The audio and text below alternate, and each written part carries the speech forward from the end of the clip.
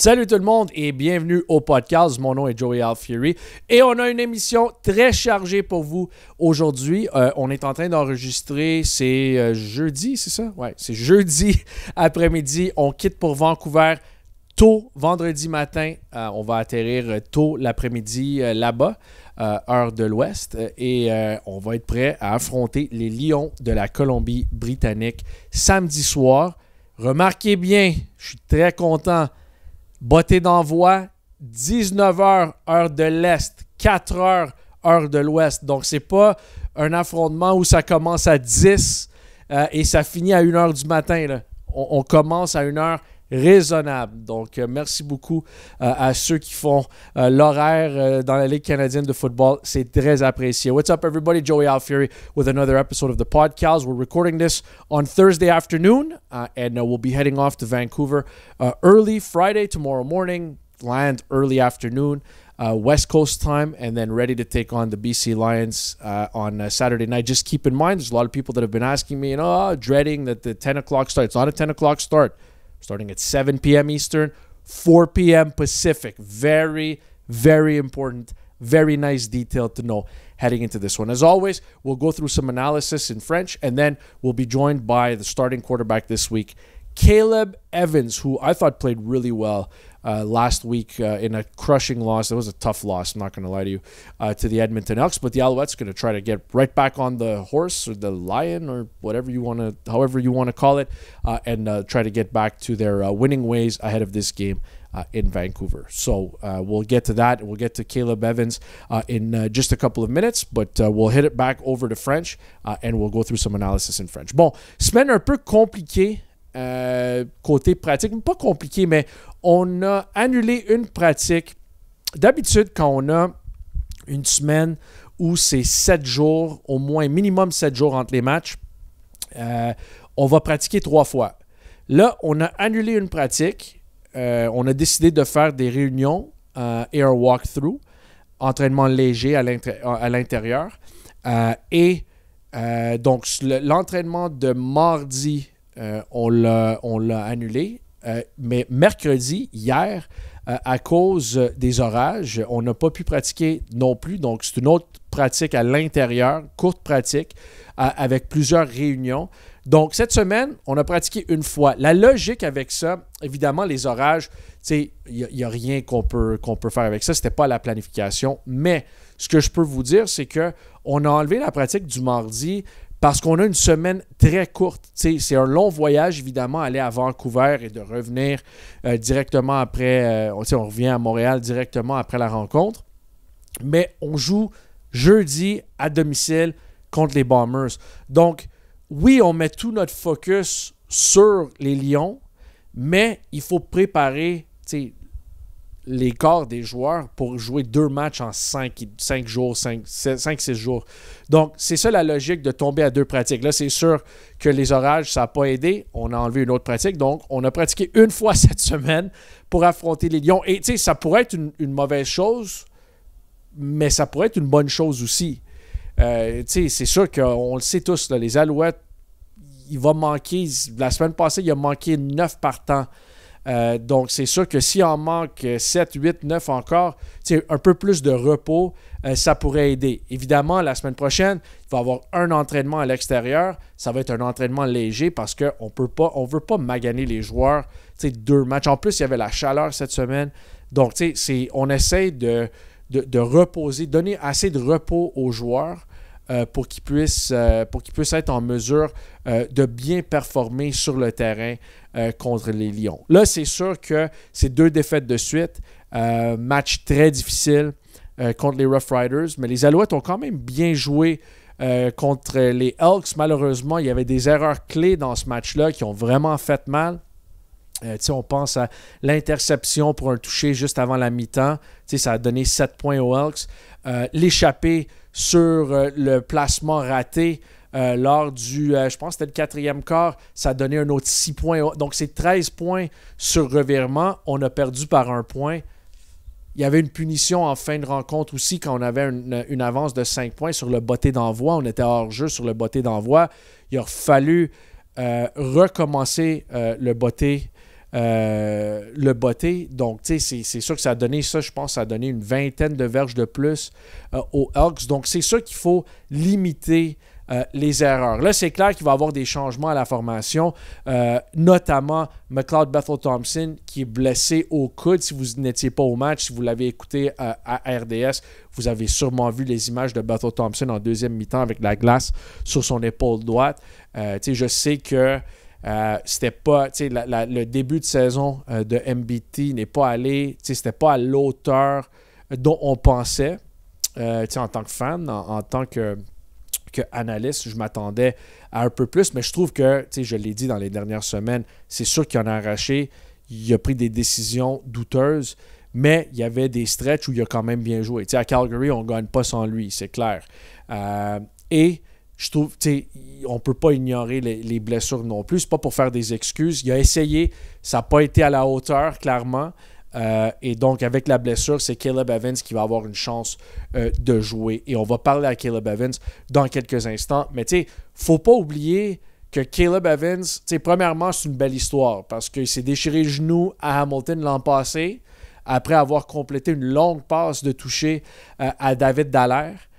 Si vous en souvenez, je pense que c'était le premier touché en carrière pour Dallaire sur ce lancer-là. Ça, c'est une passe de Caleb Evans. À Calgary, on l'a vu. La longue passe à Tyler Sneed aussi. C'est tout un lancer, tout un attrapé de Sneed, mais tout un lancer de Evans. Et en deuxième mi-temps contre les Elks, je trouve qu'il a été très bon. Je trouve qu'il a été décisif, des bonnes passes, les fenêtres ont été petites et il a été en mesure de bouger le ballon. Grosse séquence, je pense une séquence de 9 jeux qui a été finie avec une passe de toucher à Cole Speaker. Donc, je pense que Caleb Evans, il a une belle expérience, il a joué beaucoup à Ottawa. En 2023, il ne faut pas oublier, il y a 2 matchs où Cody Fajardo n'avait pas joué en raison de blessure. Caleb Evans est rentré contre les Rough Riders. Il a gagné ce match-là. Et à Ottawa, en fin de game, en deuxième mi-temps, il avait connu une grosse deuxième mi-temps. Et en fin de match, il a vraiment bien joué. Et c'est lui qui a marqué le toucher au sol, toucher de la victoire. Il ne restait plus de temps au cadran. Donc, c'est un gars qui a déjà contribué à cette équipe-là. Donc, je sais que Jason Moss et le groupe d'entraîneurs, les coéquipiers, ont tous la confiance que Caleb Evans peut rentrer et vraiment bien jouer pour cette équipe-là. Il a déjà gagné des matchs pour cette équipe-là, comme j'ai mentionné. Et c'est sûr que on ne sait pas quand Davis Alexander revient.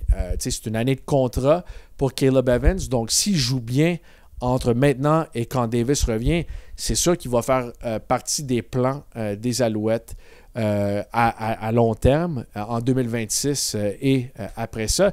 Mais aussi, c'est un très bon gars, très drôle, on va le voir bientôt, il s'exprime quand même assez bien.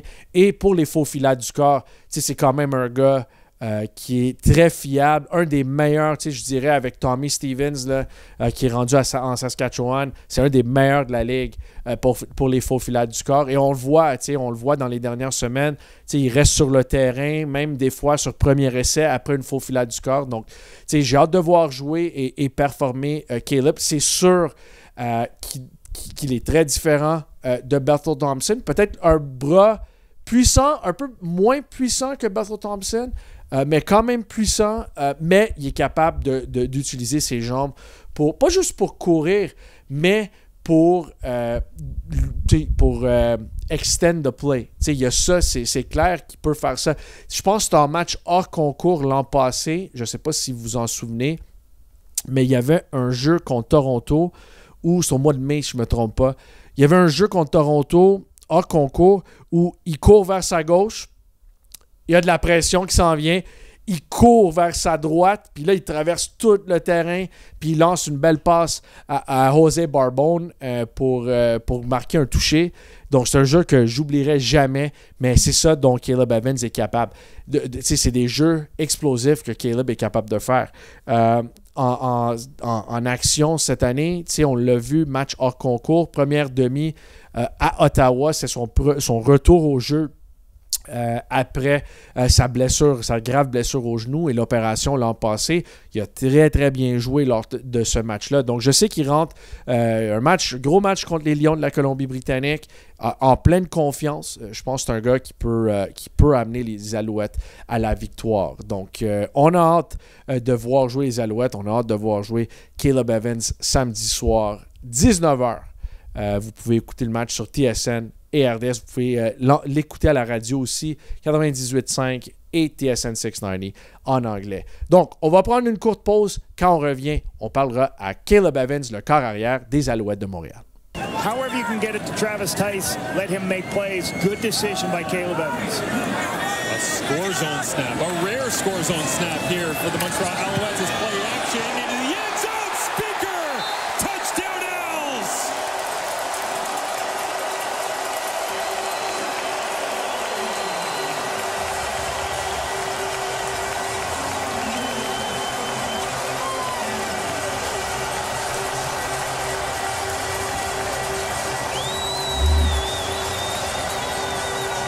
Speaker gets behind the defense. No safety in the middle of the field. Caleb makes him pay. Just gets enough time. Difficult. Re-bienvenue au PodcAls. Mon nom est Joey Alfieri, en compagnie du corps arrière partant cette semaine des Alouettes de Montréal, Caleb Evans. Caleb, thanks for stopping by, man. There's a long list of legends that have come through. This is how many weeks now, Sam, in the video podcast? 4 or 5?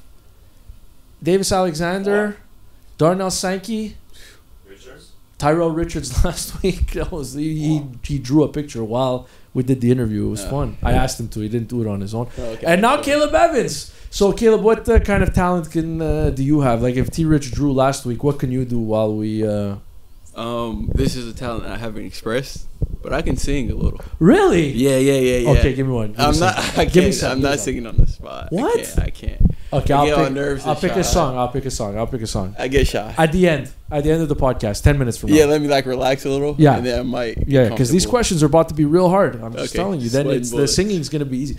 What have you sang outside of karaoke and stuff? Like, do you have you sang at church or something like that? For real? I sang in the church choir, and then I sang. I'm a part of a fraternity, so Omega Psi Phi. Really? And I sang in my pro bit. It's on YouTube actually. Really? Yeah. Do you have a solo? Yeah. Solo, we couldn't hear you. You can see. You can look it up on YouTube. You didn't like that? No. Solo, we couldn't hear you. Solo. Come on, man. You didn't like that? I did. Okay, your go-to song when you're out and about karaoke-wise? Maybe not in church, but karaoke-wise? I can sing whatever. I'm pretty decent. Really? Yeah, so it's just whatever I'm feeling. Okay. I'm a big Jamie Foxx guy, stand-up comedy thing. Okay. It's a whole skit he did on YouTube. Yeah. Okay. Yeah. 10 minutes from now, Caleb Evans va chanter. All right. I thought I want to get into the game and then we'll talk about some lighter stuff. I thought you came in last week and you delivered some really confident throws. There was the one to Hollins. There was a couple that were in really tight windows, and coming off the bench cold, it obviously can't be easy. But how did you feel about the way you performed? Because I think the pass you threw to Speaker for the touchdown, that was the first offensive touchdown since second quarter in Calgary. How did you feel about the way you played? Yeah, I felt pretty good. Like I said before, I feel like it's always some good things you can look at film and get better, and some bad things as well.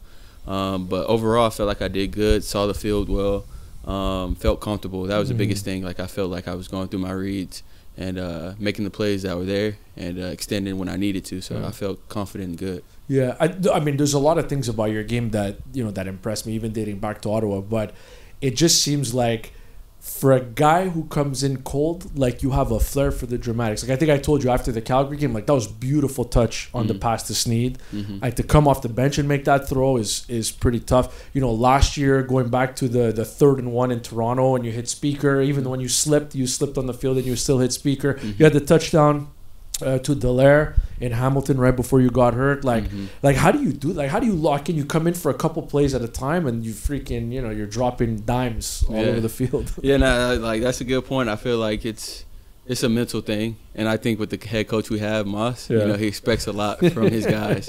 And so you have to be ready for that moment when your moment's called. And for your opportunity. So it kind of keep you on the edge, and ready and locked into the game, because Miles will just throw you in there fourth quarter and expect you to make that play. So I kind of have that mindset, especially after being with him for now my 3rd year coming up, that at any time he can call me to be in that game and be ready. So now it's more so like, when is that opportunity to come and be ready for it?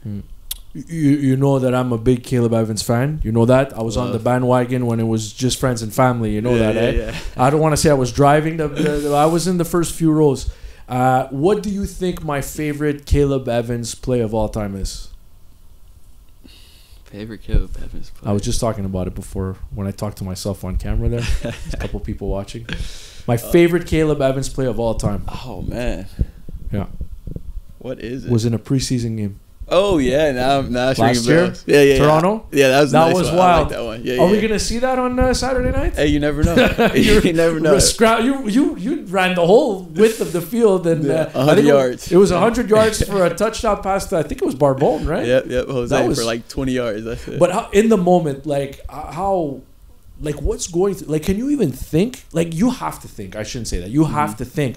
But how do you think? How do you keep your eyes up while avoiding traffic to your far left and then having to run all the way back right before hitting Barbone? Like how do you do that? How do you not black out? I don't know. Like plays like that, honestly, is kind of just like playing football. Yeah. Because some of the plays I extend and run and do a little dump pass or whatever, but to like reverse fields and things like that, that's just like a feel in the game of like, all right, I'm rolling out, so they don't have no contain on the other side. So now I'm just thinking, how can I score? Second down. I know I'm going to be off the field if I don't score, so I want to score, And so things like that just to help extend the play and get a touchdown, it's kind of just playing ball at that point. Fair point. I want to go back to the Hamilton game. I want to go back to the injury because that was fluky. It was freaky. Had you ever had a season-ending injury before? Never. Yeah, that was my first like real injury. So how did you, like, obviously having never gone through it before, how did you, how tough did you think it would be to come back from that, and how different was it? You know what I mean? Because you put in a lot of work. Like I saw you were here. You didn't go home right away to Texas. You stayed in Montreal for a long time after the injury, rehabbing and stuff like that. How tough was it? I mean, that was a process. I feel like it was a roller coaster of like really just emotions, because sometimes you think like, dang, you hear the negatives, and so you kind of go to that realm and just think, damn, I can never kind of get back to where I was as far as athleticism and things like that. But then that second mode switches into like a competitor to where I'm like, nah, I can do it. And then just kind of just believing to myself and family and friends, honestly, pushing me. I had great talks with my best friend back at the crib. Family just saying, you know what, this ain't like the end of your story, things like that. So that definitely give you a motivation. And then once you get the process going and seeing the results, you're like, all right, I can do it. And then push to get to where you're at now. Harder mentally or physically coming back from a torn up knee? A little mix. I would say at the beginning, of course, it's a lot more physical, but then it becomes mental, because at that point you can run, you can do all the things you need to do. Now you just got to trust it. Right. And, you got to trust that I can make that cut and just do it. And so that's probably the biggest thing. I know, again, it was preseason, but I can only imagine how much that the first preseason game you played, I think it was the second one that we had, but to play the way you did, as well as you did, what did that mean to you? And nerves I know you guys always probably get nervous before games, but was there a little extra before that one? Like, did you have any doubts going into that game physically? Yeah, no, for sure, because like you mentioned, I wasn't cleared in camp. I mean, I was cleared to like run around and do things, but contact wise I wasn't clear. So I was getting cleared, like, again, like I said, Mossy's you can go. So it's like, okay, I don't know, this is my first time getting live action and it's in a real game, so I'm a little nervous, of course, a little bit more than normal, because you always gonna have nerves, but first time coming back from a season-ending injury and then contact as well, so it was like, I don't know what to do, but then that was my first time actually taking this pre-workout. Oh, so, yeah? You guys are all Davis was saying that he takes an obscene amount of pre-workout. It's nuts.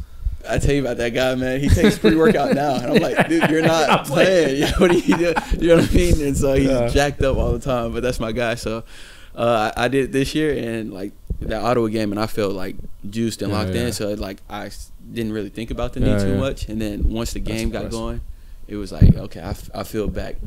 Feel back good. Yeah, because the thing is, like, to me, I would think that, you know, if you're out long term, but you know, if it happens early on in the year and you get to come back before the end of the year, at least you have like something going into the off season where you're like, okay, like it held up. Right. You had a lot of like, there's uncertainty when your season's over and you missed, you know, I think you got hurt in August, I think it was. And then, you know, nothing in August, nothing in September, nothing in October, nothing in November. And then you got to wait until June. I mean, that's a heck of a long time to, you know, the movies I'd imagine would play in your head quite a bit. Yeah, no, for sure. Like I was saying, that's when it becomes mental, you know. Because I wanted to stay here down with the guys because I knew if I go back home, you know, I'd probably get more bogged down like in the negative mindset. So I just want to be around the guys, still be here working and doing something. So for me, it was like, okay, when I go back home, now I really got to lock into not being so down and kind of getting to work, going to work and pushing myself. And so that was the biggest thing. Like you said, the uncertainty of coming to camp. And I'm like, oh, man, I don't know. I haven't really ran full speed yet. And so it was a big emotions for sure. Okay, enough to talk about the injury. I want to talk going forward. Okay, did I read right? Are you guys like 9 siblings? Yeah, that's correct. 9. Yeah. Where are you in the pecking order? 6 brothers, 2 sisters. I'm the middle child, so I got 4 older, 4 younger. So you're okay. You were 5. Yeah. Are you the best quarterback in your family? Of course, nah. But for those who don't know, your brother was a starting quarterback at Virginia Tech. Virginia Tech, yeah. Go Hokies. But that's my brother. Yeah, older brother. He's older. He's older. Yeah, he's older. He set the tone, set the bar of like quarterbacking in the family. You know, and the records and the resume that he has speaks for itself, you know. Because I was looking him up a little bit, and I guess I'm you know, I watch college football, but like I didn't follow Virginia Tech super close, but like there were games where they had this guy running like 20 plus times a game, was taking a beating out there, the poor guy. Well, I mean, imagine me, but 245. You know, 245. 245. Oh, really? Yeah, he's a big boy. So those hits he's probably taking. Yeah, same height. Goodness. So he probably wasn't even feeling some of those hits. Yeah. You know? What's in the water out there? And is it Monroe? Where are you from? Monroe, Texas. No, that's where I went to college. That's right. But what's the city? Mansfield, Texas. Mansfield. Yes, what's in the water out there in Mansfield? What'd your parents feed you? Because you have a brother that also played wide receiver in the NCAA as well, right? Yep. So 6 boys, 3 played football at a pretty high level. You played at the highest level in Canada. Yep. So that's impressive. And then a little bro, like you said, in NCAA at North Texas. I got another one at Columbia. So really, Columbia. Yep. Yeah. Football ops assistant Mark was going to Columbia. Ivy League. I know. That's no joke. Yeah, exactly. Got to be smart. So he's played football at Columbia. Wow. Receiver too. Receiver. So you guys are 2 quarterbacks, 2 receivers. Yep. The other one that played for North Texas used to play quarterback. Yeah. Then he moved to receiver and been killing. How much does that help though? Like when you have somebody who did it before you in the family and then like just as a group, like how much do you guys bounce off of each other? Yeah, I mean, like I was saying, like with the family thing as far as with the injury, just with football as well and just life, you know, like you got a support system. Yeah. You know, and like you said, I got a brother that played at the highest level, Virginia Tech, NFL and things like that. So he's showing me the ropes, telling me certain things to do and don't do. And then younger brothers that pushing me to go more because now I'm like, I don't want you to catch me.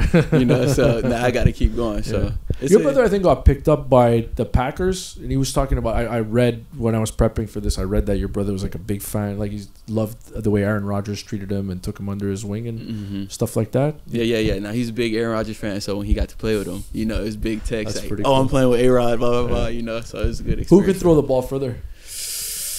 He's got some meat. That's what I'm saying. He's a big boy. Yeah, that's what I'm saying. So he got a little extra rotation. Yeah. I don't know. He probably got me by like 5 yards or so. You're faster though?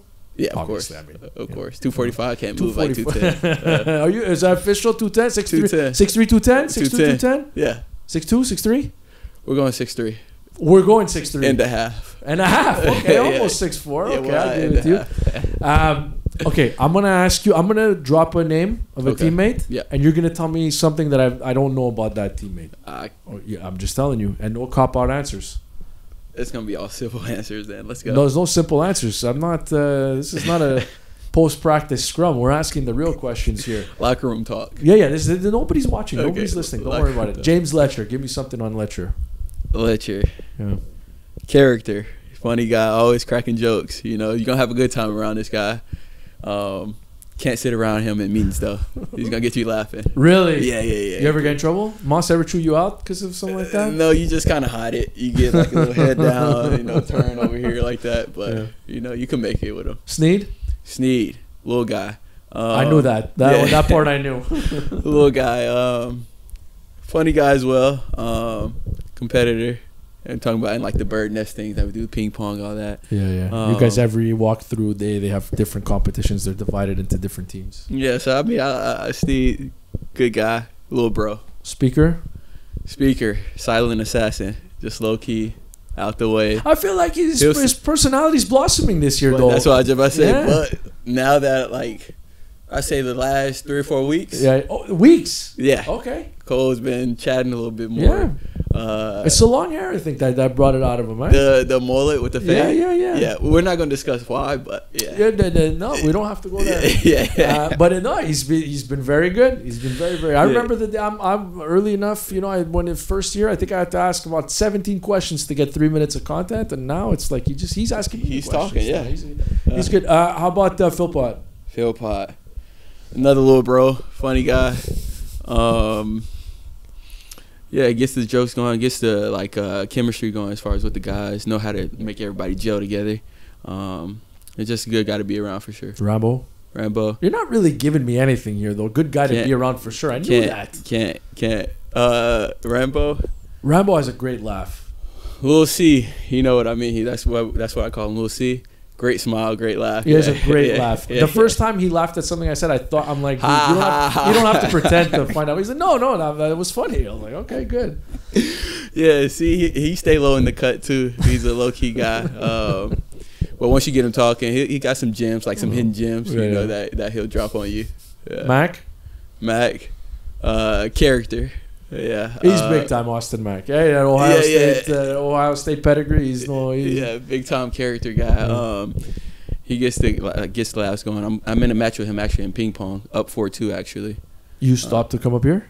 No. I beat him 4-2. Like you beat him 4-2. The series is 4-2. The series is 4-2. Okay. Yeah. So I'm better than him in ping pong. Wow. And yeah, funny guy, good guy to be, and actually football mind. He got a great football mind. Smart guy. Yeah. How about Davis?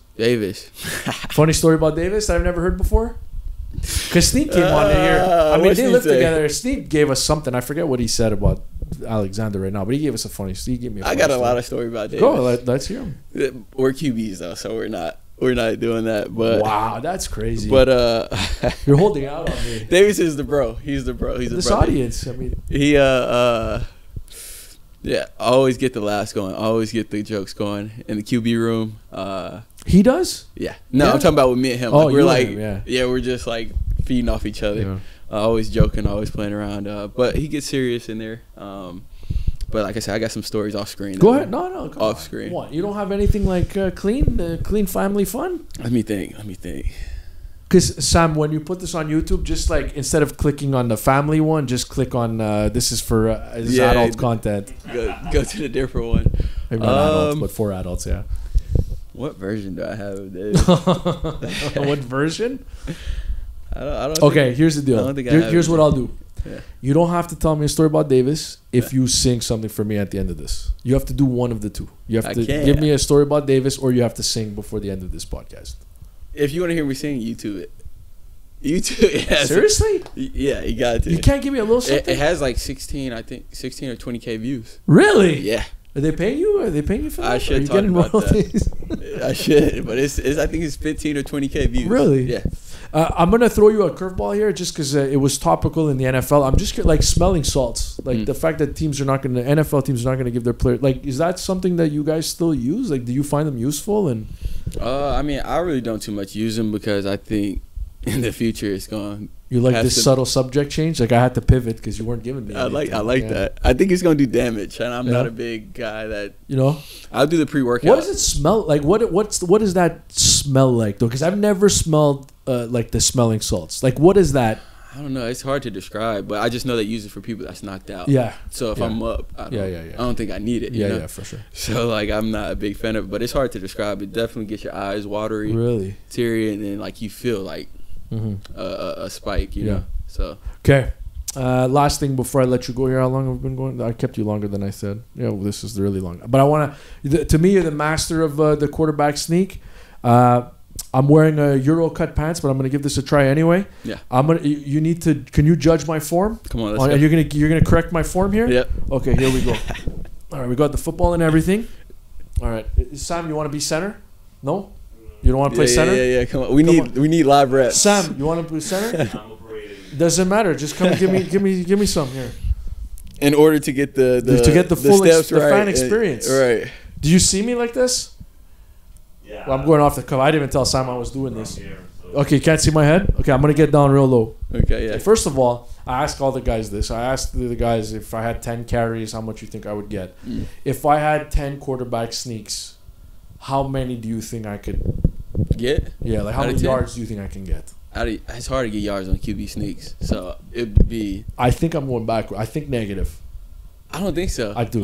People think it's hard. I'm like... It is hard. I think you make it look easy, but it's actually pretty hard, I think. You just find a gap and keep going. All right. You know? Anyways, you tell me what you think. Sam, are you coming here or what? No. You're going to rate this on 10? Yeah, I'll get you 10. I need a full cadence, though, too. It's loud. We're in Saskatchewan. It's loud right now. Okay. Blue 42! Yeah. Blue 42! Hut! Am I getting yards? About a 6. So what's wrong with what I just did? What am I doing here wrong? Like the ball, okay, I have no center. Yeah. Should I get lower? Should I my two crouch? Like what am I doing here? It's you kind of let the old line take the damage first. Right. And then you do a pause step and then you go. A pause step? So you give it like a 1 count. I get this here, okay, I get the ball. And so I'm waiting. Okay, the ball snapped. 1 count and then boom. And now you're driving full-fledged. Eyes up though. Eyes up though. So you can see where you're going. Yeah. Of course, I gotta go here. Alright. So no, I gotta wait. Yeah, right? okay. I gotta follow freaking Ventrelli and P.O. and P.O. Ventrelli this way, so I'm going like this.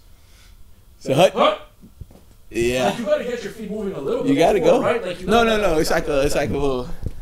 Yeah. Let's go. I got a 6 out of 10. It's like a little. Let's see. So you get the snap. Now you're waiting. Don't trip on the microphone. You're starting. I don't want Moss mad at me. Yeah. A little pause and then you're running. All right. Easy. Yeah. It takes reps though. Yeah. Did you obviously? I mean, it's funny because in the NFL, Brady used to do it himself. Yeah. And I was a huge Alouettes fan growing up, obviously. So Anthony Calvillo, I always tell AC he really made my childhood fun. But I never ever wanted AC to do it because I was just worried that he would guys get hurt that way sometimes. Mm-hmm. You're saying it's easy. I don't think it's easy. I think you make it look easy, but I don't think it's easy. And I think you guys have converted. I think you guys are 14 of 14 on third down this year. Mm-hmm. Yeah. So I think it's not a skill. You didn't have to. You were good at it right away. I remember in Ottawa too. You were pretty good. I kind of started out in Ottawa doing it. When I was starting, and just I guess because I can move a little too. So it's hey, you do that too. Yeah. And so I'm like, okay. But like I said, the first couple times I didn't really get the rhythm because it's a rhythm to it. Yeah. But once you get the rhythm of the step and where the gaps are, the angles are, then it's kind of it gets repetitive or whatever. So because there are some guys that are really bad at it. Yeah. There's some guys that you look at and you're like, oh my gosh, this guy should not be doing this. Right. So that's why I think it's a skill. I think it's a legitimate skill. I think if you could dance, you can do it. Can you dance? It's rhythm. Yeah. You want to dance? I can do a little dancing. Okay, let's go.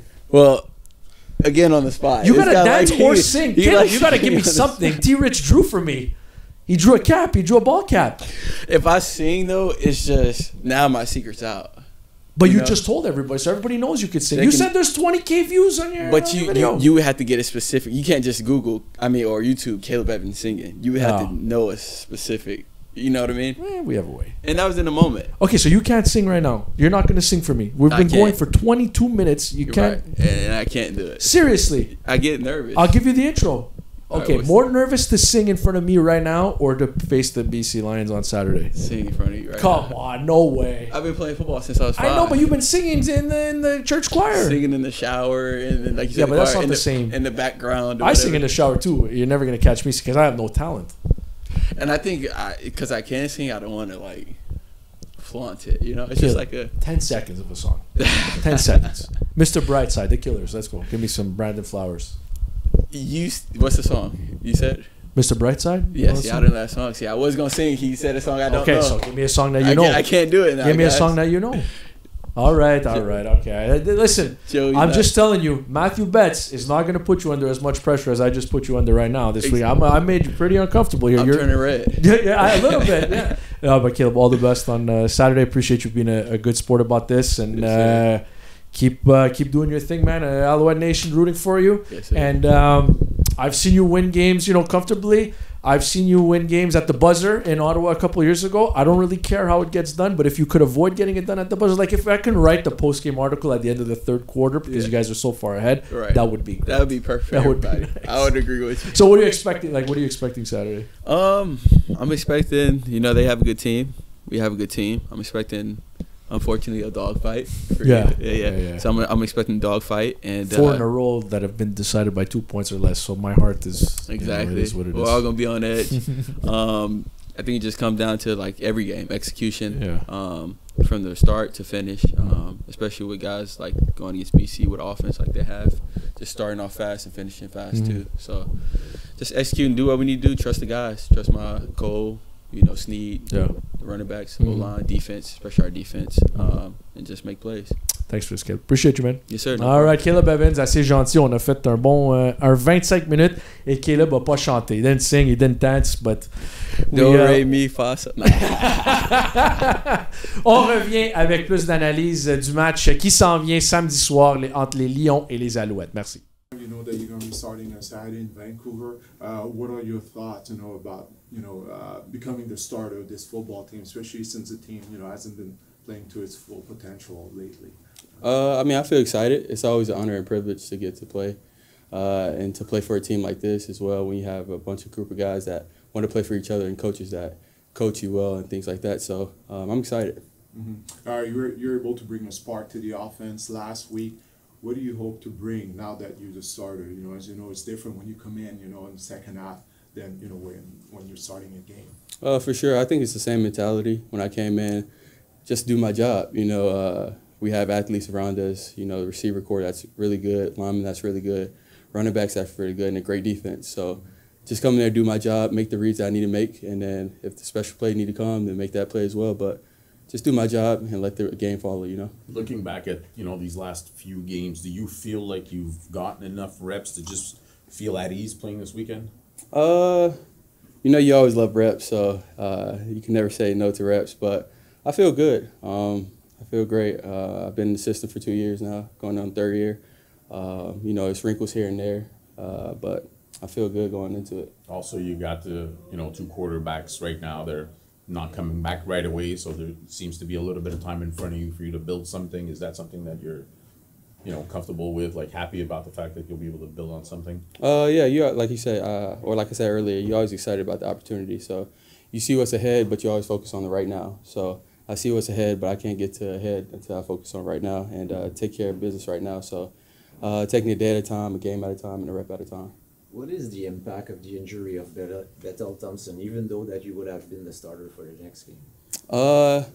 It's always impactful when guys get injured. You never want a guy to get hurt, and I always want him to be his best and healthiest. But Bethel, he's a guy that's a veteran in the league, and he's going to be around the building, giving me nuggets of what he sees and how he played BC before and things like that. So he's going to be a big help, For you, you said the reps are always special, but to come back from the knee injury and all the hard work you put in, how much extra, meaning is there now that you get this opportunity?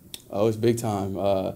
You get a different perspective when you get a season-ending injury like that. You don't take things for granted. So it's a grateful moment for me, and just to go out there and do it now. The fact that you will only have one practice, how difficult it might be for the team? I think it's as difficult as you make it, You got to adjust in the game, Some things don't go your way or certain play calls don't go your way. They get paid on the other side and they stop you or whatever it may be, but it's a process. So right now I'm just focused on the mental aspect of it because now I know I'm going to be ready physically to go and play. So mental aspect, film, paperbook, playbook, all that, and just be ready. You aware of the team's history in Vancouver? No, sir. I would like to know, though. Okay. Never mind. Okay, yeah. Let's keep that there now, huh? You can call Tom Higgins and ask him. Okay, yeah. If that name means anything. I'll see what's up. Hopefully we change whatever that is. Re-bienvenue au PodcAls. Mon nom est Joey Alfieri et l'émission de cette semaine tire à sa fin, mais je voulais juste regarder vers l'avant cet affrontement-là au BC Place Stadium samedi soir, 19h. C'est 19h heure de l'Est. Encore une fois, je le mentionne parce que j'ai plein de partisans qui m'écrivent pour me dire « Ouais, ça va être un match tard. » Non. Botté d'envoi, heure relativement normale. Donc, c'est 4 heures là-bas, 19h ici. 16h et 19h, je devrais dire. Donc, c'est sûr que l'affiche des Alouettes, là, à la pratique, plutôt aujourd'hui, c'est jeudi aujourd'hui, j'ai plein de partisans qui m'ont arrêté pour me dire « Ouais, à Vancouver, ouais, ça va toujours moins bien. » C'est sûr. L'affiche des Alouettes à Vancouver depuis le tout début de la concession, là, 1946. 9, 32 et 1. OK? Je sais, je suis fan des Alouettes depuis très, très, très longtemps. Je sais qu'à Vancouver, c'est pas facile. À leur défense, l'an passé, c'était un match qui ne voulait rien dire. On a laissé beaucoup de partants à Montréal en fin de saison pour ce match-là et on a mangé toute une volée. Je n'ai pas peur de le dire. C'est un match à sens unique. L'année d'avant, à Vancouver, si vous en souvenez, on avait perdu aussi. D'ailleurs, la dernière victoire des Alouettes à Vancouver, c'est en 2015. Raheem Cato était le quart arrière. Mais il y a 2 ans à Vancouver, la semaine d'avant notre match, les Lions avaient perdu contre les Argonauts de Toronto à Toronto. Vernon Adams Jr. avait lancé 6 interceptions. C'était lui le corps partant des Lions. Il avait lancé 6 interceptions. Et là, c'est toute une histoire, je vous raconte. Là. Mais c'est des faits aussi. La semaine d'après, il affronte les Alouettes. Première séquence à l'attaque pour les Lions. Adams, intercepté par Marc-Antoine Dequoy, qui le ramène jusqu'à la zone des buts. Il y avait, par exemple, une punition qui avait été appelée sur Marc-Antoine Dequoy, douteuse, pour contact illégal, et on a renversé la décision. Je pense que les Lions ont même marqué un touché sur la séquence avec leur deuxième chance. Mais après une semaine où tu as lancé 6 interceptions, tu reviens prochaine game, tu lances une interception sur la première séquence, ça aurait changé la donnée, je crois. Là, c'est pas ça qui est arrivé. On a perdu la rencontre. Les Lions méritaient de gagner. Même si c'était en 2023, les Lions méritaient de gagner, c'est sûr. Mais on sait comment cette saison-là s'est terminée. Les Alouettes, champions de la Coupe Grey. Mais j'ai 2 souvenirs très positifs depuis que je suis tout jeune avec des matchs à Vancouver. Je m'en souviens, il y a beaucoup de négatifs. Mais il y a beaucoup de... pas beaucoup de positifs, mais il y a des souvenirs que j'ai, peut-être parce que c'est arrivé tellement peu de fois, des beaux souvenirs à Vancouver. Il y a plus de cauchemars que d'autres choses. Je m'en souviens, c'est sûr, c'est en 2009, 2010, peut-être 2011, il faudrait que je vérifie, mais le BC Place était en construction. Donc, les Lions jouaient leur match au Empire Field. Et les Alouettes ont gagné un match dégueulasse. Là. Je ne m'en souviens pas exactement du pointage, mais c'était comme 19-11. Je ne m'en rappelle pas beaucoup de ce match-là, à part le fait que S.J. Green a réalisé un attrapé spectaculaire par-dessus 2 ou 3 joueurs défensifs des Lions. Mais ça, c'est un match à Vancouver, pas au BC Place, au Empire Field, que les Alouettes ont gagné. J'ai des beaux souvenirs de ça. Et comme j'ai mentionné, en 2015, Raheem Cato était le quart arrière partant des Alouettes, mais les Alouettes ont gagné ce match-là à cause du jeu au sol. Je pense qu'on a couru pour plus de 200 verges avec Tyrell Sutton et Brandon Rutley dans le temps. Écoute, on a couru... c'était débile comment les Alouettes avaient couru ce match-là. On a fini avec plus de 200 verges au sol. Ce que je me rappelle aussi, après cette victoire-là, je pense le lendemain, l'entraîneur-chef à ce moment-là, c'était Tom Higgins. Il s'est fait congédier le soir même ou le lendemain de cette rencontre-là. Je sais qu'il y avait une grosse controverse. John Bowman a été laissé de côté par Tom Higgins pour ce match-là. Ça fait... J'étais dans les médias dans ce temps-là, je me rappelle bien. C'était tout un scandale. Mais les Alouettes avaient gagné ce match-là grâce au jeu au sol. Des moins beaux souvenirs, je me souviens aussi 2019, Vernon Adams, connu toute une saison, soit qu'il était suspendu pour avoir lancé un casque dans la face de Adam Begill, soit il était blessé, je ne m'en souviens pas. Mais les Alouettes avaient le ballon en fin de match.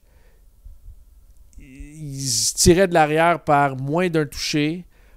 C'était sur une faufilade du quart, je pense que Antonio Pipkin avait échappé un ballon. Ça, je suis pas mal sûr, c'était en 2019, je devrais dire, avec Pipkin et Matthew Schultz au poste de quart. Matthew Schultz était le partant dans ce temps-là, je ne me trompe pas.